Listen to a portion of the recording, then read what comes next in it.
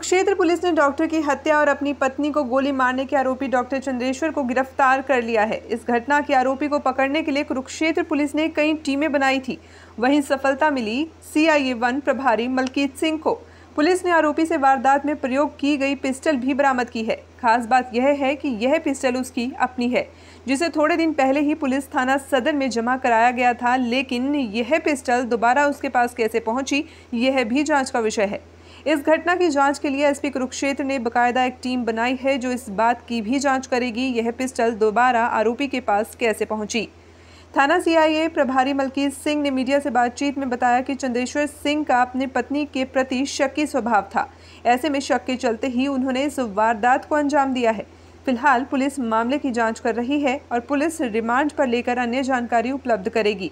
इस संबंध में थाना CIA प्रभारी मलकीत सिंह ने मीडिया को क्या कहा, आप भी सुनिए।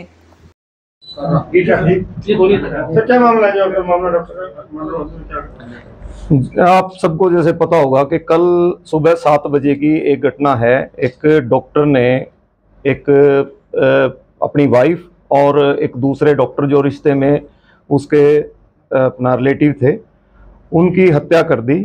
और जो हत्या के पीछे कारण है, जो वो डॉक्टर है, पिछले लंबे समय से उनके पति पत्नी का आपस में रिलेशन था जो जिसमें अनबन चलती आ रही थी। और अनबन का ज़्यादा कारण ये सामने आया अभी प्राइमरी स्टेज पे कि वो शक करता था अपनी पत्नी पे।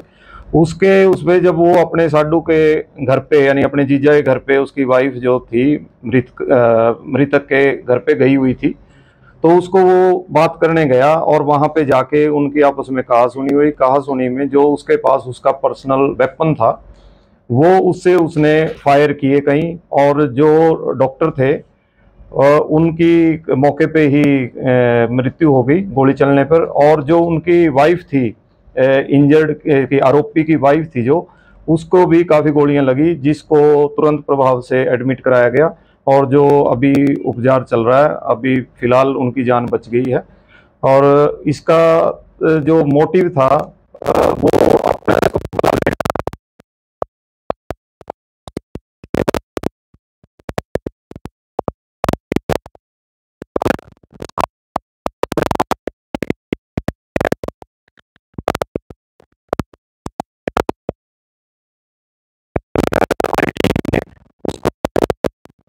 फिलहाल पार्क क्षेत्र के नजदीक से गिरफ्तार कर लिया है और उसको न्यायालय में पेश किया जाएगा। हाँ जी, उससे हथियार बरामद कर लिया गया है और अभी कुछ बरामदगी वगैरह जो इन्वेस्टिगेशन के और साक्ष्य हैं वो अभी इकट्ठे किए जाने हैं और जिसके लिए रिमांड लिया जाएगा। उस पर कैसे पहुंची? जी, ये रिवॉल्वर पहले जमा थी, जो उनका आपस में कुछ विवाद चलता आ रहा था, रिवॉल्वर जमा थी। और ये अभी कुछ दिन पहले ही जो एक्यूज्ड है वो अपना असला जो था वो थाने से रिलीज करवा कर लेकर आया है। और उसमें SP साहब ने एक गजेटेड अधिकारी के अंडर एक जांच जो है वो जांच कमेटी गठित कर दी है और उन मुलाजमों की प्राइमरी स्टेज पे डिपार्टमेंटल इंक्वायरी खोल दी गई है। जैसी भी उसमें जांच में बात सामने आएगी उस हिसाब से कार्रवाई। तो शक किस पे करता था डॉक्टर? शक किस पे था? शक अपनी वाइफ पे करता था। बस ऐसा कुछ नहीं, अलग अलग के उसका यही कहना था कि भी जो इसका चाल चलन है, घर का तौर तरीका है, वो सही नहीं है। जी, कितने दिन से इसकी जो पत्नी है वो वहां पर रह रही थी साडू के पास? अभी कुछ करीब 1 हफ्ते के आसपास वो थी, बीच में चली गई थी और फिर दोबारा फिर आ गई थी। मर्डर करने के बाद कहाँ छुपी थी? कुछ मर्डर करने के बाद ये अलग अलग जगह जाता रहा, रोहतक की साइड गया, करनाल की, उसके बाद फिर ये वापस आया और इसको शायद कहीं ये भी पता चल गया था कि भी अभी वो बच गई है, तो उस पे ये घूम रहा था। अभी ये क्या इसका मोटिव था आगे, इसने जो पुलिस से छुपा है उस छुपने के दौरान इसने क्या सोचा, आगे क्या करना था, वो अभी सारा जांच का विषय है। उसके लिए रिमांड जो है, पुलिस रिमांड जो है वो लिया जाएगा। रिमांड लेकर आगे की SP साहब ने डिप्यूट किए कि जो रिवॉल्वर जमा थी और कैसे लेके आए, उसके लिए कितने SP साहब ने DSP साहब के अंडर जो है वो एक जांच की है, जिम्मेवारी दी है।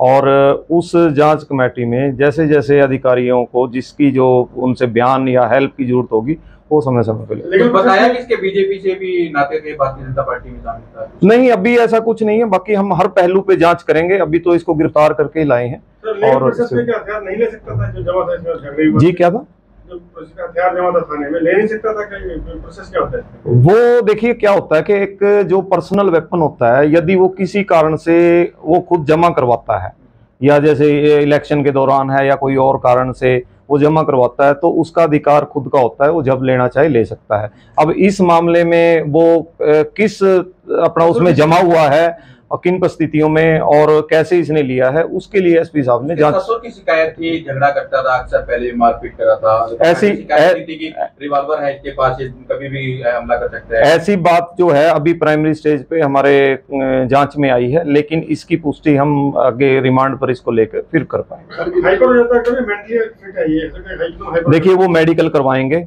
और बोर्ड द्वारा मेडिकल करवा के इसके जो मेंटल स्टेज है उसका पता किया जाएगा। कब किया जाएगा इसको कोर्ट? इसको कल पेश किया जाएगा। महिला को कितनी गोली लगी सर, उसकी तबीयत कैसी है सर? अभी महिला की तबीयत जो है, उनकी जो स्थिति है वो डॉक्टर फिलहाल खतरे से बाहर बता रहे हैं, लेकिन अंडर ऑब्जर्वेशन रखा गया है। और महिला को कई गोलियां लगी हैं, करीब इसने 6-7 राउंड फायर किए हैं जो इसके कहने के अनुसार है। लेकिन अभी वो सारा जो है वो अपना सीन ऑफ क्राइम टीम से रोड से रिपोर्ट लेके और फिर वो बताया जाएगा। पिस्टल की जांच की हो तो कहां से पिस्टल थी? Made in India? ये मेड इन इंडिया है, कानपुर से इसने खरीदी थी और करीब 65,000 के आसपास की कानपुर से खरीदी थी। लाइसेंस वगैरह और पिस्टल हमने रिकवर कर ली है, राउंड रिकवर कर लिए हैं और इनको और इसके जो आगे कपड़े रिकवर करेंगे और जो मृतक के शरीर से गोलियां निकली हैं और इंजर्ड जो इसकी वाइफ है उससे गोलियां जो निकली हैं, उन सब का मिलान करने के लिए